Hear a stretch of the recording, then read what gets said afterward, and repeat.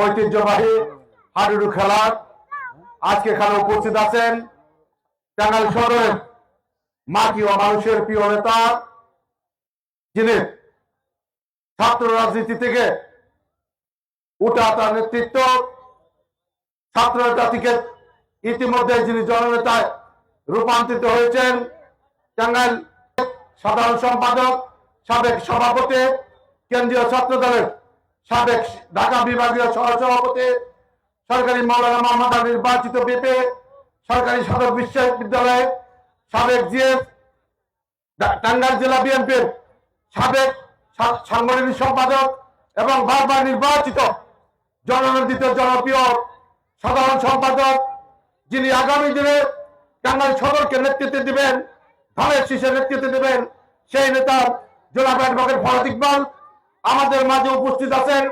টাঙ্গাইল পৌরসভা বিএনপির বিপ্লবী সভাপতি, টাঙ্গাইল পৌরসভা পরিচালনা পরিষদের সাবেক আহ্বায়ক, সরকারি মাওলানা মোহাম্মদ আলী কলেজের সাবেক বিপি, এই এলাকা থেকেই যা রাজনীতির উত্তরণ, সেই জননেতা ইতিমধ্যে যিনি জননেতা রূপান্তরিত হয়েছেন জনাব মেহেদী হাসান আলীম এখানে উপস্থিত আছেন।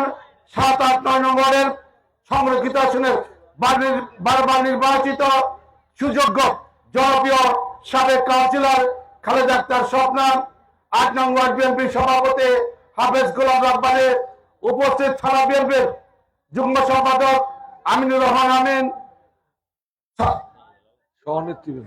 ছাত্র দলের যুগ্ম আহ্বায়ক রানা হেলাল সহ বিভিন্ন স্তরের বিএনপি, ছাত্রদল, যুবদল, অন্য নম্বর সংগঠনের নেতৃবৃন্দ উপস্থিত।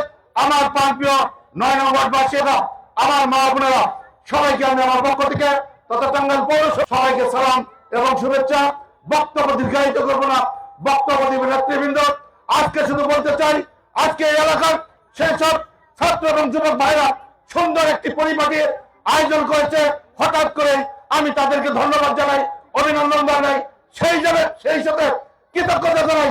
সুন্দর একটা ছোট্ট আয়োজনের মাধ্যমে যিনি ইতিমধ্যে কিভাবে জননেতা রূপান্তরিত হতে পারে তার একটি উজ্জ্বল দৃষ্টান্তকে স্থাপন করে গেলেন টাঙ্গাইল জেলা বিএনপির সাধারণ সম্পাদক, যিনি আজকে ছাত্র যুবকদের হঠাৎ করে যে আয়োজন, সেই আয়োজনে তার আহ্বান করার পরে তিনি আমাদের মাঝে উপস্থিত হয়ে আমাদেরকে ধন্য করেছেন, আমাদেরকে কৃতজ্ঞতার বন্ধনে আবদ্ধ করেছে।